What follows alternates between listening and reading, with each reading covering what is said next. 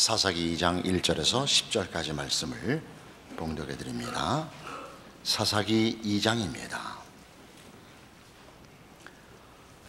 여호와의 사자가 길갈에서부터 복임으로 올라와 말하되 내가 너희를 애굽에서 올라오게 하여 내가 너희의 조상들에게 맹세한 땅으로 들어가게 하였으며 또 내가 이르기를 내가 너희와 함께한 언약을 영원히 어기지 아니하리니 너희는 이 땅의 주민과 언약을 맺지 말며 그들의 제단들을 헐라하였거늘 너희가 내 목소리를 듣지 아니하였으니 어찌하여 그리하였느냐. 그러므로 내가 또 말하기를 내가 그들을 너희 앞에서 쫓아내지 아니하리니 그들이 너희 옆구리에 가시가 될 것이며 그들의 신들이 너희에게 올무가 되리라 하였노라. 여호와의 사자가 이스라엘 모든 자손에게 이 말씀을 이르매 백성이 소리를 높여 운지라. 그러므로 그곳을 이름하여 복임이라 하고 그들이 거기서 여호와께 제사를 드렸더라. 전에 여호수아가 백성을 보내매 이스라엘 자손이 각기 그들의 기업으로 가서 땅을 차지하였고 백성이 여호수아가 사는 날 동안과 여호수아 뒤에 생존한 장로들 곧 여호와께서 이스라엘을 위하여 행하신 모든 큰 일을 본 자들이 사는 날 동안에 여호와를 섬겼더라. 여호와의 종 눈의 아들 여호수아가 110세에 죽음에 무리가 그의 기업의 경내 에브라임 산지 가스산 북쪽 딥나 헤레스에 장사하였고 그 세대의 사람도 다 그 조상들에게로 돌아갔고 그 후에 일어난 다른 세대는 여호와를 알지 못하며 여호와께서 이스라엘을 위하여 행하신 일도 알지 못하였더라. 하나님께서 이스라엘 백성을 종되었던 애굽 땅에서 구하시고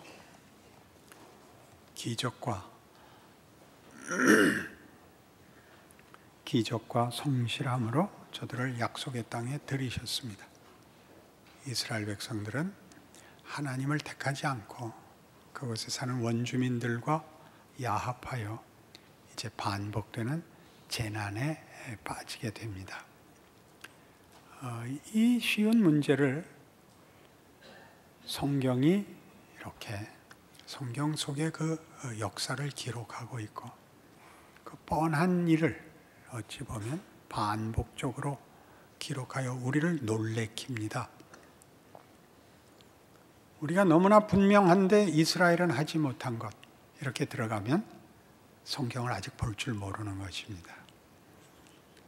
그 뻔한 것을 써놓은 것은 여러분이 뻔하다고 생각한 것이 속단이기 때문입니다.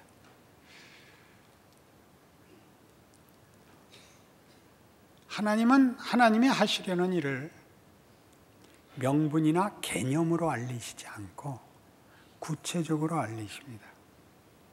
우리로 살아보고 경험하고 맛을 보고 보게 하십니다. 그게 역사입니다. 성경의 증언들의 하나님이 원하시는 방법입니다. 그래서 우리는 하나님이 일하시는 그 본문을 담아내는 문맥, 정황에 대한 이해를 꼭 이런 시각에서 이해할 줄 알아야 됩니다.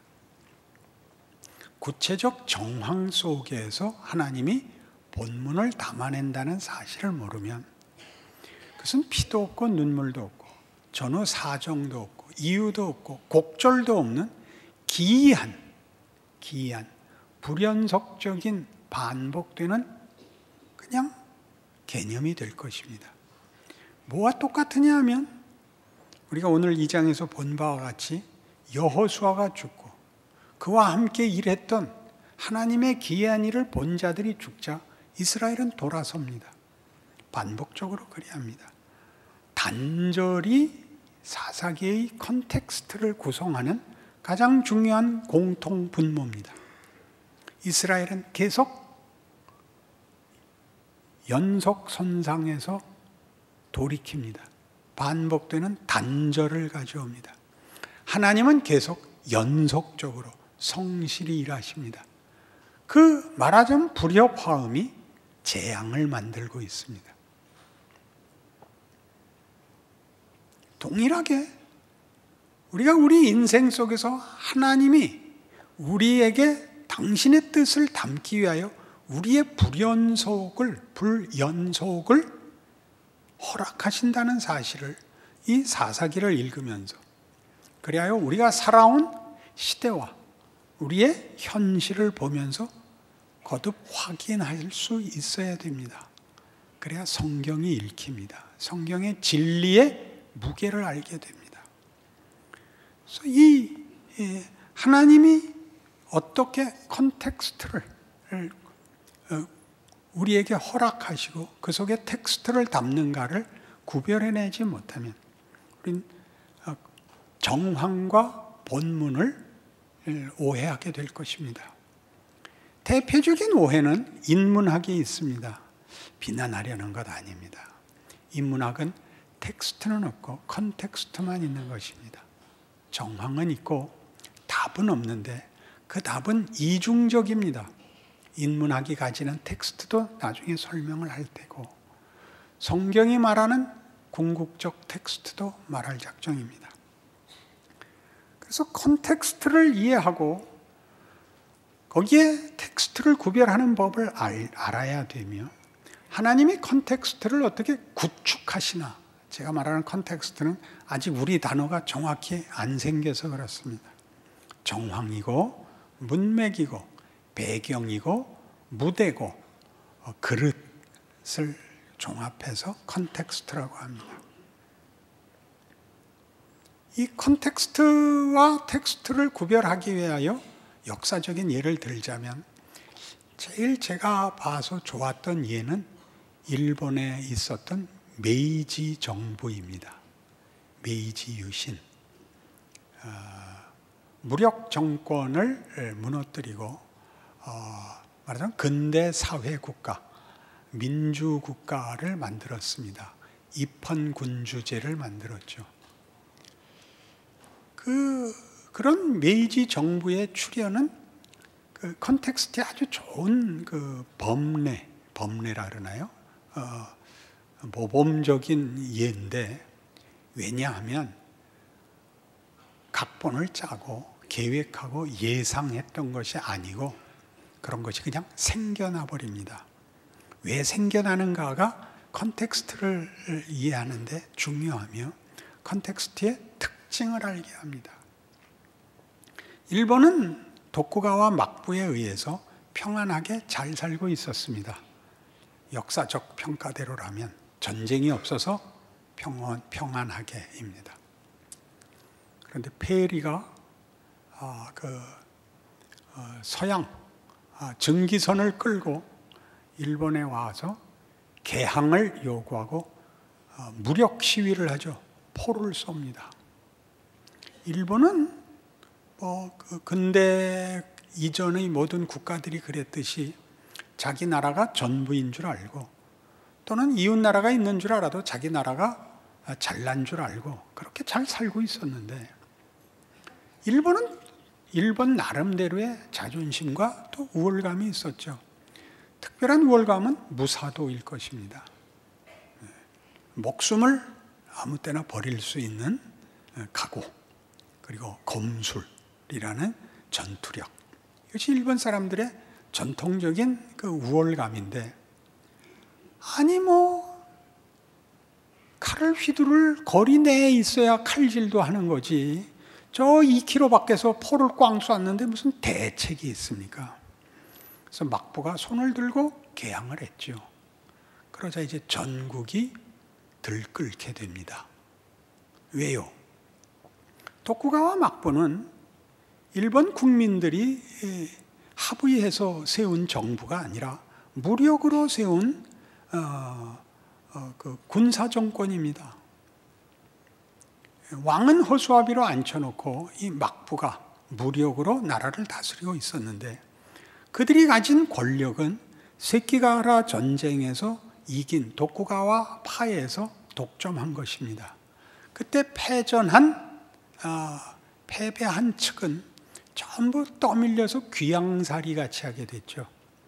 그래서 중앙으로부터 먼 곳, 그러니까 대표적인 데가 규슈 지방, 가고시마를 그 지방 수도로 하는 규슈 지방이 대표적으로 이제 유배를 당한 그 집단입니다. 그 번을 사스마 번이라고 합니다. 사스마가 가장 당시 이 막부에 대하여 이제 그 마음속에 증오를 갖고 있고 원한을 갖고 있죠. 그런 번 중에 하나가 조슈하고 도사, 이렇게 대표적인 메이지 정부를 탄생시킨 큰 세 번이 있습니다. 근데 가뜩이나 못마땅했는데 막부가 외세에 힘을 못 쓰고 손을 들자 빌미가 됐죠. 그래서 이제 막부를 압박하고 막부를 무너뜨립니다. 이 세 번이 앞서서 자기네들의 구원을 푸는 보복의 행위였고, 거기에 힘을 실은 것은 전국에서 벌떼같이 일어난 지사들인데, 지사란 일본이라는 나라가, 사회가 이 체제로 계속 가면 관세 받는 자들이었습니다.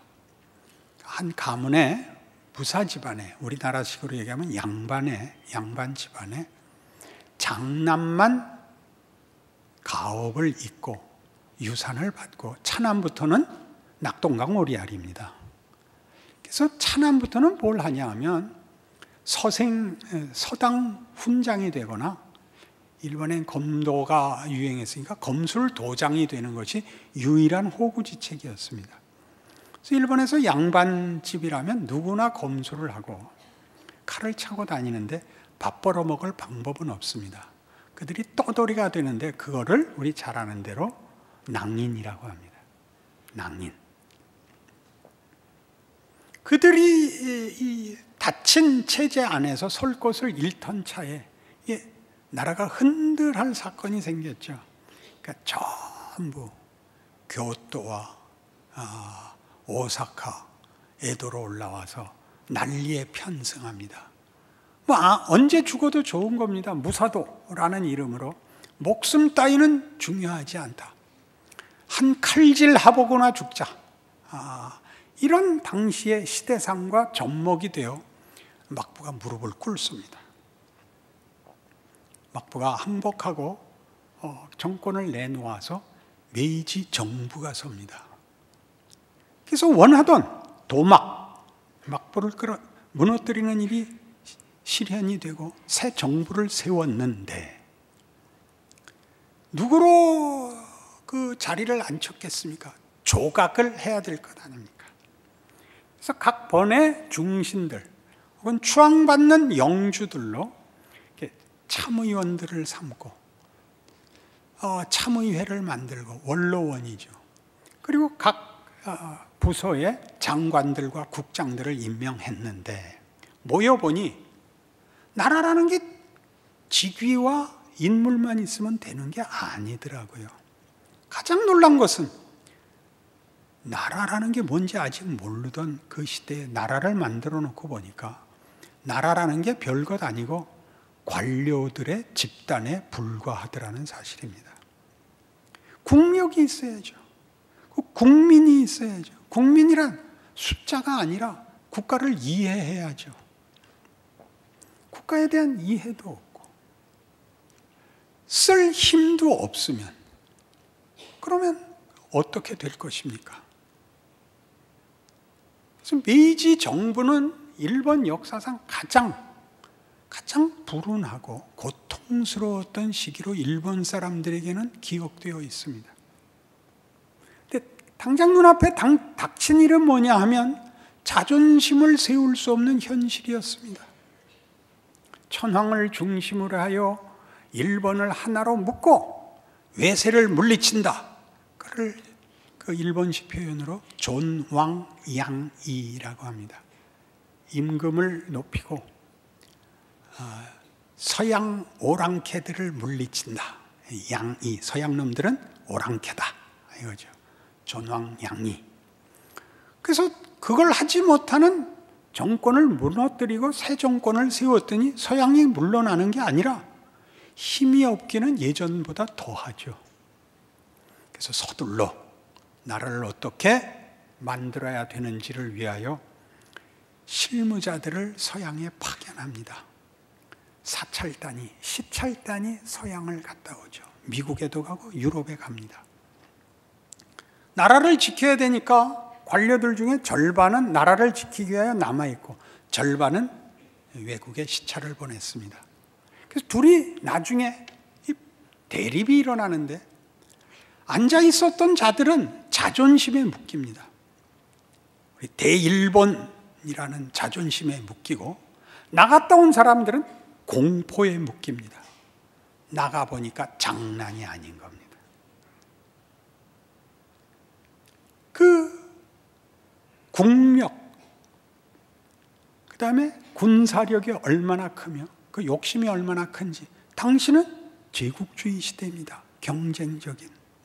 하루아침에 일본 같은 거는 한 입에 삼키울 것이라는 걸 알게 됩니다. 돌아와 그 이상과 현실 사이에 대립과 갈등을 겪죠.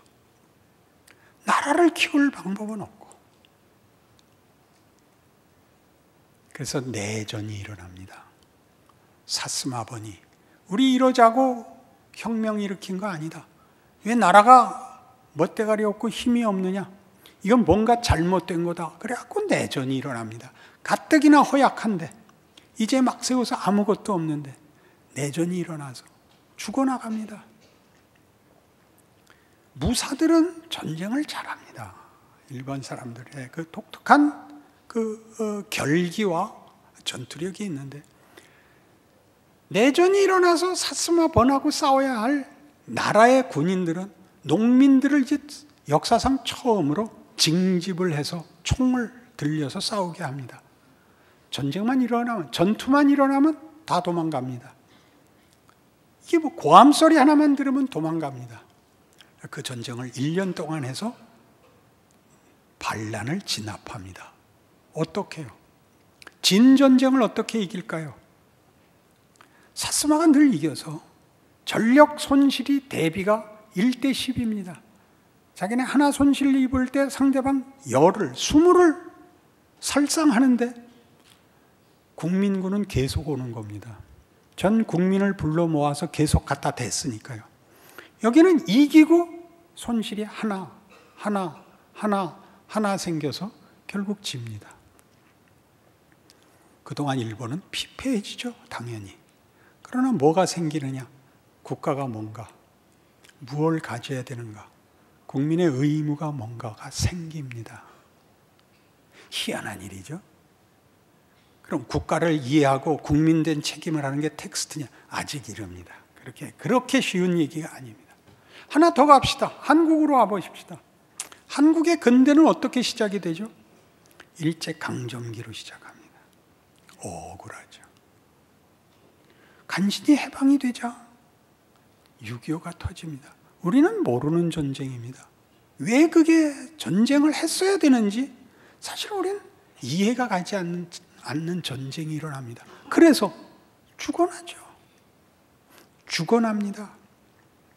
지금 젊은 세대는 죽어난다는 말을 모르는 것 같습니다. 그 죽어나는 게 무슨 LG가 두산한테 역전패했다 이런 건 줄 알고 있는데 얘기가 다릅니다. 야구방맹이가 아닙니다. 죽어납니다. 그래서 뭐가 생겼죠? 우리 컨텍스트에서 우리가 뭐가 생겼죠? 반일, 친미가 생겼습니다. 그게 텍스트냐고요? 아니요. 역사와 인간이라는 존재는 그 정도로는 텍스트가 될 수 없습니다. 왜요? 여러분들이 인생을 살면 그게 해결되면 모두가 행복하지 않다는 것을, 그런 간단한 컨텍스트의 전환으로 인간이 평화와 정의를 누리지 못한다는 것을 역사를 통해서 보셨습니다. 이건 아직 텍스트가 아닙니다. 그 텍스트로 가는 거는 잠깐 접어놓고 이 컨텍스트가 우리가 예상치 않은, 원치 않은 길로 이렇게 일어난 것, 거기에 중요한, 컨텍스트에 중요한 핵심이 하나 있습니다. 우리가 보는 사사기입니다. 사사기에서 이스라엘은 뭘까요, 지금? 그들은 400년을 노예 생활을 했습니다. 이제 처음으로 자유민이 됐습니다. 그걸 아시겠습니까? 처음으로 자유민이 됐습니다. 자기네들의 정체성을 스스로 결정해야 되는 것입니다. 무엇으로 결정했습니까? 등 따시고 배부르게 살겠다로 정했습니다. 하나님이 그렇게는 못 놔둔다. 그 불협화음이 내내 재난으로 기록되어 있는 겁니다. 그러니까 이 컨텍스트는 어떻게 구성됐다고요? 이스라엘이 자기들의 정체성을 무엇으로 결정했는가가 하나님 앞에 거부당하는 것으로 컨텍스트가 구성되어 있습니다. 그러니까 그 정체성에 대하여 이스라엘이 항복을 해야죠. 그리고 그 항복이라는 건 힘에 의한 것이 아니라 진심으로의 항복이었죠. 처음에 시작한 것과 같이 하나님은 명분과 힘으로 당신의 뜻을 요구하는 것이 아니라 우리에게 항복을 요구하십니다. 납득을 요구하십니다. 그 납득을 위하여 컨텍스트가 아주 쉽게 현실과 시간이 주어집니다. 정황, 이해할 수 있는 전후, 이유, 설명이 주어집니다. 사는 설명입니다. 사사기는 이 문제에 대하여 자기들의 실패를 이렇게 핑계댑니다. 왕이 없어서 그랬다. 그때는 왕이 없어서 각각 자기 소견에 옳은 대로 하는 바람에 혼돈스럽고 무질서했다. 그건 변명입니다. 그 변명은 누군가 강력한 지도자가 있어서 우리를 좀 더 이렇게 분명한 컨텍스트로 조종을 하고 강요를 했더라면 이렇게 안 됐을 거다입니다. 그러나 그 왕정은 성경에 나오는 바와 같이 사사기 그 뒤에 사무엘 상하, 열왕기 상하에 걸쳐서 이스라엘은 왕정을 가지지만 실패합니다. 포로가 되고 말죠. 그러니까 왕이 있다 없다로는 해결이 안 되는, 그것은 텍스트가 아닌 것이 성경 자체에 기록되어 있습니다. 그럼 뭐냐? 우리의 정체성과 진정한 텍스트는 뭐냐? 그것은 포로기에 드러납니다. 포로기에 이스라엘 백성은 율법이다. 우리의 정체성은 율법이다. 이렇게 됩니다. 율법은 뭐죠? 하나님의 명령을 따르는 것입니다. 하나님이 주신 계명을 지키는 것입니다. 이것이 우리의 정체성이다라고 합니다. 어떻게 알게 됐죠? 제사 제도를 유지할 수 없어서 성전이 파괴되고 고향에서 쫓겨나서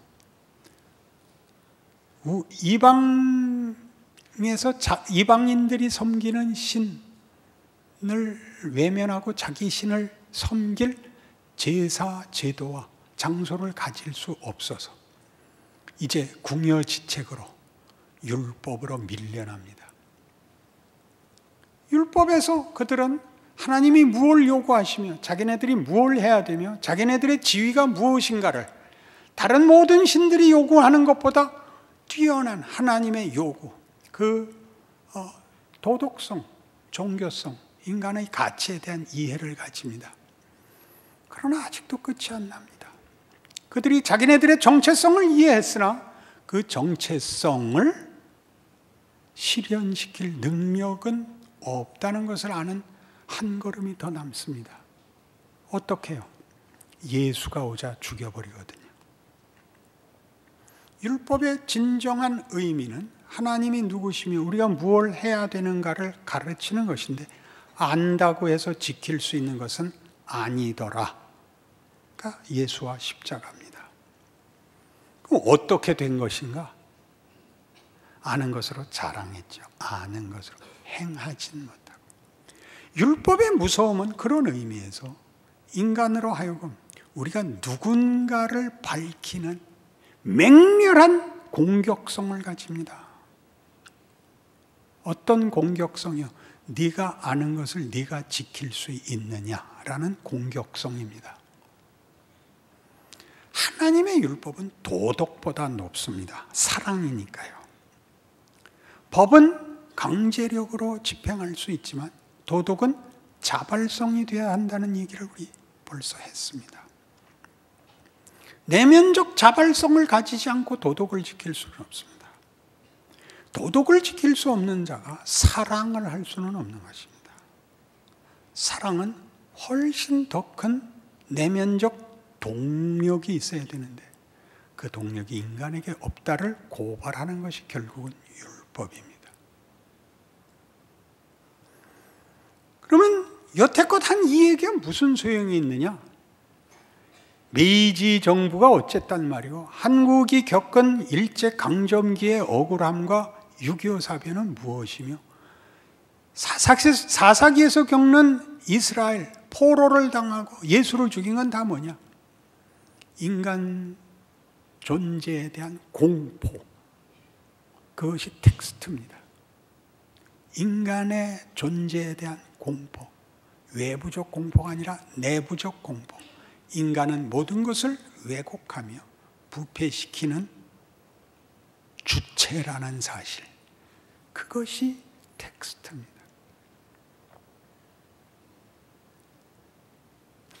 인문학은 컨텍스트를 갖고 이걸 만들죠.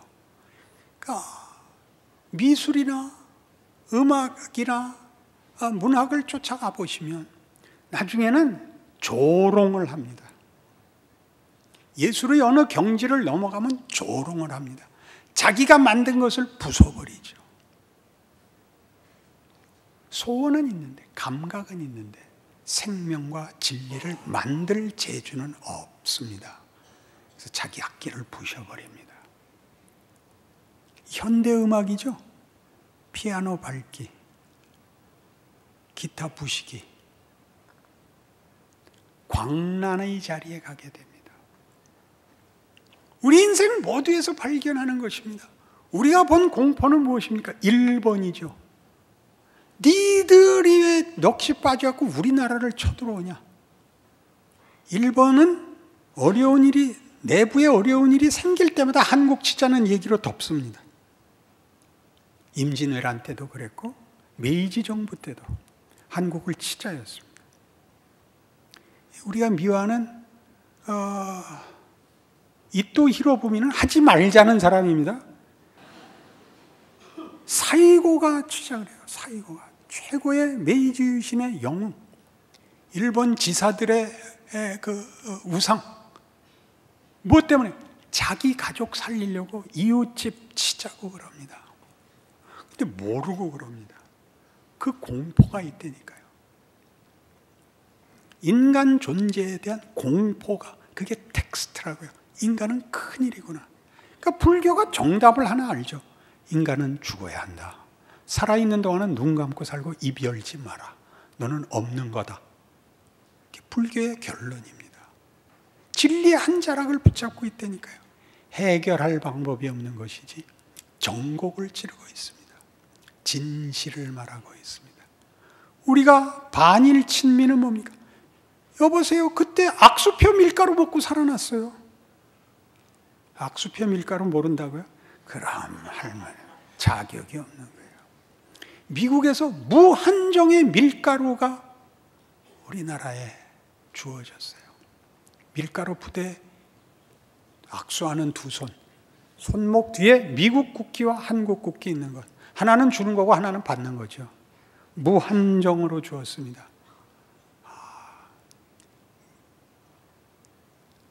그러니 우리는 미국이 좋죠. 지금 와서 보면 그게 잘하려고 한 게 아니다를 알게 돼서요. 더 정신이 없어요. 세상에 착한 사람과 착한 나라는 없다를 드디어 알게 됐죠. 반미라고요? 여보세요, 그렇게 들키면 안 돼요. 커야 돼요. 얕보지 못하게 커야 돼요. 정체성을 가지셔야 돼요. 정체성은 뭐죠?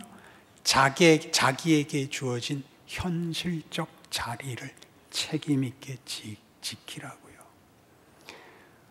반일 친미 갖고 다 되지 않아요. 그건 해결이 아니에요. 힘을 가져요. 무슨 힘? 자존심을 가질 내용과 그걸 지킬 체력과 정신력을 가지셔야 돼요. 그게 정체성이에요. 거기에 텍스트의 진정한 핵심이 묻어 들어오죠. 누가 그걸 할 수 있는가? 하나님만이 하실 수 있다. 왜요? 율법이 우리를 어디로 안내하는가? 예수로 안내하죠. 그게 기독교예요. 자기의 한계를 모르고 인간이라는 존재에 대한 진지한 공포를 모르고 회개할 수는 없어요. 구원의 필요를 알 수가 없어요. 예수는 필요한 거 주는 분이 아니에요. 진정한 인간의 존재와 의미와 가치에 관한 사활이 달린 문제의 구원자예요. 다른 걸로 달콤하게 속일 수가 없어요. 예수 믿으면 부자 된다고요? 그 표현이 길 안내가 될 수는 있어요. 그러나 거기가 텍스트의 종점일 수는 없습니다. 예수 믿으면 병이 난다고요? 그건 이 텍스트의 핵심이 아닙니다. 그 모든 것보다 큰 이 존재의 가치와 운명에 관한 것이죠. 존재의 주인이 바라는 목적에 관한 것이죠. 그 텍스트를 담는 거예요. 그러기 위해서는 뭐가 있어야 된다고요? 우리가 살아서 항복해야 되는 정황이 있어야 된다고요. 하나님은 힘으로 우리를 굴복시킬 마음이 전혀 없으세요. 우리를 납득시키시고 설명하시려는 거예요. 이사야 53장을 가보세요.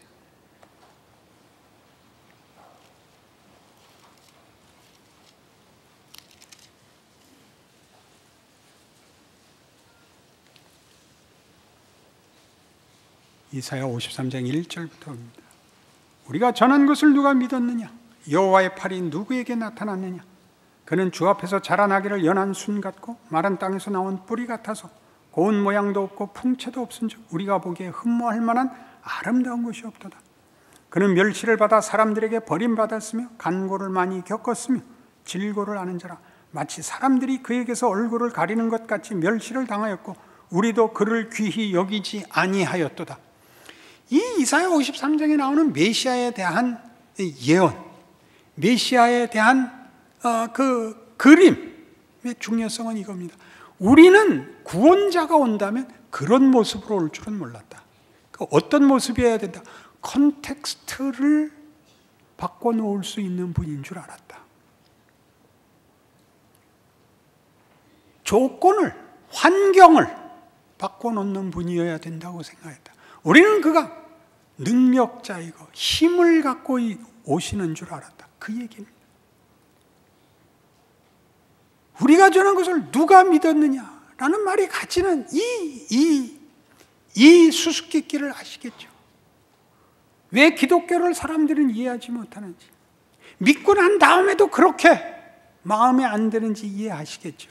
진정한 문제의식을 갖지 못하는 한 예수 믿는 것의 영광과 가치를 알 방법은 없습니다.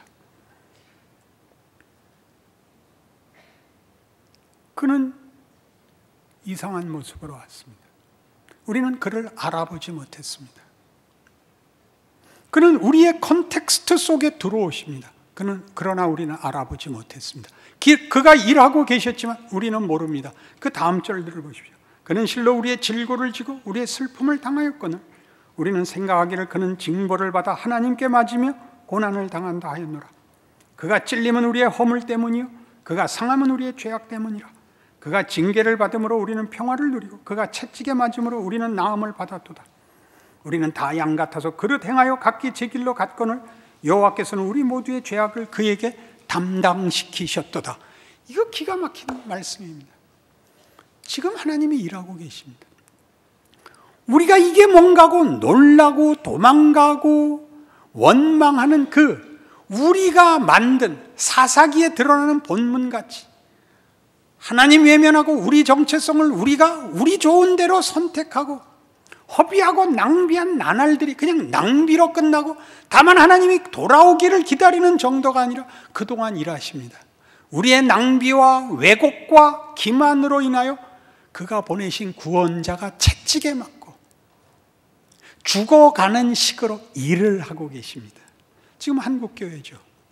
모두가 손을 들어서 교회를 꾸짖고 교회 안에서도 겁을 내고 왜 그러니까 그랬어 라는 그 비난과 채찍을 예수께서 받으사 그의 일을 하고 계십니다.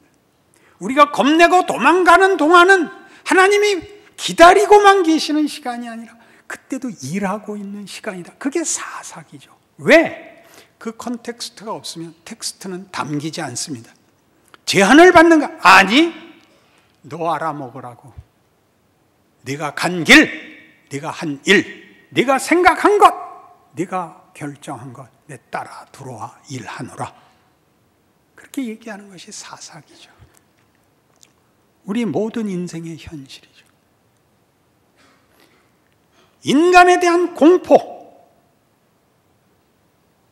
그 어느 곳에나 하나님께서 예수를 보내신 그 방식으로 우리의 영혼에 답을 주시고 우리를 두들기고 계셔서 우리가 공포를 느낄 때 십자가가 답으로 연결되도록 우리를 밉니다.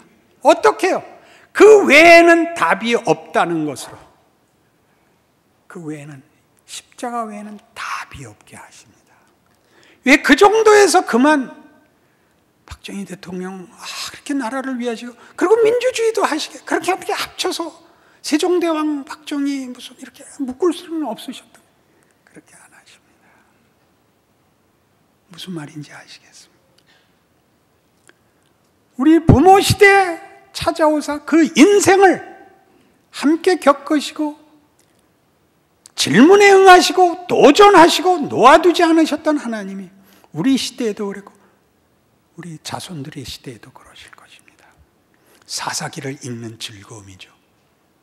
사사기가 복음서와 나란히 있는 이유이기도 하죠. 하나님의 사랑은 우리로서는 그걸 지킬 능력이 없다라고 한탄하게 되지만 하나님 쪽에서는 의지를 가진 것이요, 성의를 가진 것입니다.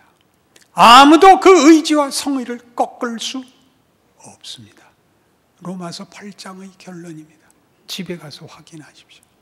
이 세상의 그 무엇도 우리 주 예수 그리스도 안에 있는 하나님의 사랑에서 우리를 끊을 수 없도다. 그것이 우리가 믿는 복음입니다. 그 믿음 가지고 여러분의 지위, 현실, 형편, 여러분이 당하는 고뇌, 갈등, 공포 감내하십시오. 거기에 하나님이 이 구원을 담으십니다. 겁내지 마십시오. 기도하십시다. 하나님 아버지 은혜를 감사합니다. 우리가 현실에서 당하는 모든 어려움과 공포와 두려움과 분노와 원망 속에 사실은 우리의 한탄만 있는 것이 아니라 하나님의 구원이 있고 하나님의 성의가 있고 기적이 있고 능력이 있다는 말씀에 아멘합니다. 하나님, 그렇습니다. 하나님 일하시는 무진장한 손길 위에 있습니다. 우린 버려져 있지 않습니다. 우리가 당하는 컨텍스트로 인하여 무너지지 말게 하옵소서. 그 안에 담긴 하나님의 손길 붙잡고 우리가 사는 이 시대와 이웃 앞에 하나님의 영광을 드러내는 경이로운 인생 사는 우리 모두 되게 하여 주시옵소서. 예수님 이름으로 기도합니다.